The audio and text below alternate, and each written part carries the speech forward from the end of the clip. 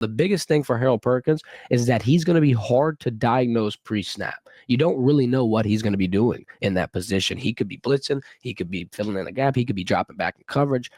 Um, Now, with the coverage, there's obviously going to be some growing pains, I think, especially because traditionally, he might be over the damn slot in a man-to-man spread. But I think just the quicker response time that you could have at the line, this is where Blake Baker sees the vision. This is where the benefits start to kind of pile up.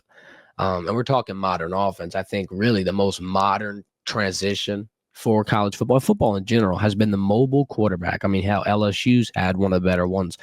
We've played Jalen Milroe and got bopped on the head 2 years in a row. It's a prevalent task. And going forward next year, I mean, you're going to be playing guys like Lagway, Lenore. I mean, there could be an option or an opportunity for you to get busted by somebody with wheels. And how do you prevent that? Well, you get a guy like Harold Perkins Jr. on that line of scrimmage, quicker response, whether it be an RPO, whether it be an option, whether it be a quarterback run. The versatility there, I think, is the biggest key. And then the versatility also plays into the fact that you're not substituting as much. If you got to keep those 11 guys on the field, you could probably trust them from the 25-yard line all the way down to the red zone. You don't have to facilitate and put in new groups, put in new batches. I think the only time you're going to need to substitute this package is when there's a heavy run scheme, or potentially when there's like a pocket passing quarterback where you got to get some inside pressure and you got to get some guys creating some type of havoc if the edge is not getting around, if they have some type of protection. Like I said, I think this is the best spot for Harold Perkins. Like the drawbacks outweigh, or they don't outweigh the benefits. I think that there's a lot more growth he could be seeing and a lot more, potential that you could be tapped. I'm going to compare this to the Travis Hunter situation. And I know this is two different spots, but it's just a simple fact that if you never threw Travis Hunter in the two-way spot, you would have never known he was a two-way player.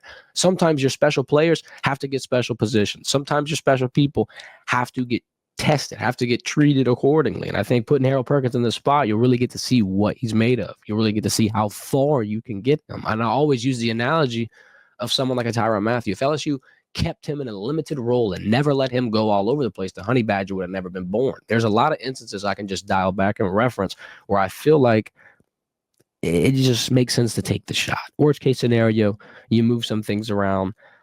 Like I said, in terms of drawbacks, we already talked about heavy run scheme. It might be rough because the box isn't as beefed up. And I know Perk's getting to like 230, 235, but it's not the same. And I mean, it could be good in a versatility standpoint when you're doing a little bit of both, but if they could just, narrow it down to one specific attack and they just run the ball on you the whole damn game, it could get draining. And that's where the substitutes are going to have to be. Obviously, pocket pressure, like we were talking about, you're going to have to create the heat. If the heat is not felt, it's going to kind of put a little damper on things. And then that man-to-man liability aspect is kind of what scares me. I mean, obviously, he's going to have to be way quicker in transition. Hopefully, they have some type of bracket coverage they're able to put, because, I mean, I don't know how I feel about that. It could work. That's my only real worry, is watching him transition going into a potential man-to-man coverage spot. Want to see how. I mean, if he's on a tight end, that's different. I'm good with that. A slot wide receiver, okay. Now I'm worried. That's your Aaron Andersons of the world. At least he's got a lot of people on LSU's team to guard and get used to it in that regard. Aaron, Zay, Berrien. There's a lot of people you could throw in there. Kyle Parker even. But just to wrap this up, I think Harold Perkins at start has to make the most sense. I feel like there's really no other option. And then Blake Baker's in a spot where he's just putting the best people on the field together at the same time, trying to benefit based on the personnel, based on what they're trying to potentially alleviate here. If they get another linebacker in the transfer portal, it'll be very interesting to see where they place him, where they put him.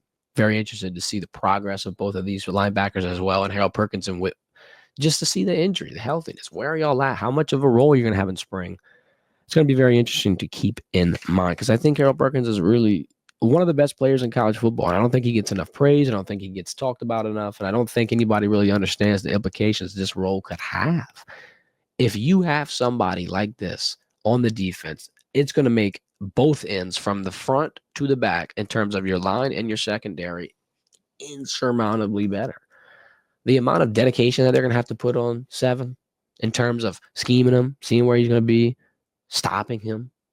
I don't know if this is going to be one of those defenses that gets, 200-300 yards thrown on them, that gets 400 or 500 yards total put up on them. I think this could slowly be an LSU defense that is growing back to the spot we needed them to be in. And I think one of the best moves that you had to make was put Harold Perkins closer to the line of scrimmage. Everybody wants to see him do one thing, and obviously it's exciting, but this would be your biggest benefit. This is how you improve your defense the most. You get your best players on the field together for a long, continuous amount of time, and you don't have to stretch that depth. You don't have to keep substitute. You don't have mismatches all over the place. If he can take this hybrid role and run with it, I can only imagine where his draft stock would go.